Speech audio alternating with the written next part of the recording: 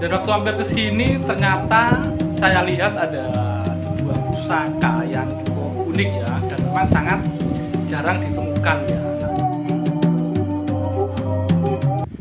Rahayu, Rahayu, Rahayu. Ketemu lagi dengan saya Teddy Wahyono di channel Tempat Mengenal Keris dan Pusaka Nusantara lainnya dengan akal sehat dan hati terbuka. Nah, ini tadi waktu saya pulang ya dari keluar, kehujanan di tengah jalan ya. Dan akhirnya mampir ke sini ke Gria Pusaka Surabaya ya, karena saya biasanya lewat sini ya. Dan waktu mampir ke sini ternyata saya lihat ada sebuah pusaka yang cukup unik ya, dan memang sangat jarang ditemukan ya. Nah, ini kelihatan ya, sajen ya. Nah, tapi ini bukan keris bentuknya ya. Nah, nanti kira-kira ini apa dan fungsinya apa? Apakah sama dengan keris putut sajen? Nah, jadi ini sebenarnya tombak ya. Nah, ini bentuk tombak sebenarnya. Dan mungkin teman-teman memang jarang ya menemukan untuk tombak yang besinya berupa putut sajen ya, berupa putut sajen ya. Jadi untuk tombak seperti ini sebenarnya fungsinya itu sama ya dengan keris-keris putut sajen ya. Dan kalau saya pernah tanya-tanya ngobrol-ngobrol dengan beberapa senior, jadi ini juga untuk perlengkapan ritual ya. Jadi memang untuk tombak sajen ya namanya ya, ini fungsinya itu memang mirip ya, biasanya dibawa seorang pemimpin upacara ya, atau ritual di zaman dahulu ya. Dan sama seperti keris sajen ya, jadi ritualnya ya kayak ritual tolak bala, bersih desa, minta hujan, jadi semacam itu ya. Dan memang biasanya ini dipegang oleh si pemimpin upacara ya. Nah, untuk lebih detailnya, jadi ini kira-kira tombak dari era apa? Apakah ini memang benar di zaman dulu memang sudah ada yang berupa tombak dengan putut sajen? Karena memang banyak temen yang nggak percaya ya, dikira kalau untuk yang putut sajen seperti ini atau pusaka sajen itu cuma berupa keris ya.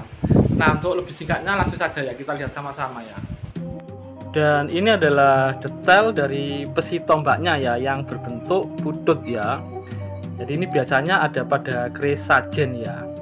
Jadi seperti orang bersedekap gitu ya, sedekap istilahnya ya. Dan ini dari tempat lipat ya, ini terlihat jelas ya. Jadi ini pembuatannya sama kayak tosan aji lainnya, keris dan tombak lainnya. Dan ini bila tombaknya ya, dan memang ada pamornya ya. Kalau teman-teman lihat pamornya ini nggak deling ya, jadi terkesan agak ngapuk ya bagian sini ya.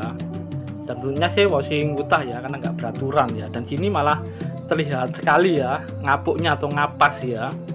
Dan memang banyak keris-keris dengan pamor seperti ini itu di era-era sebelum Mataram Islam ya.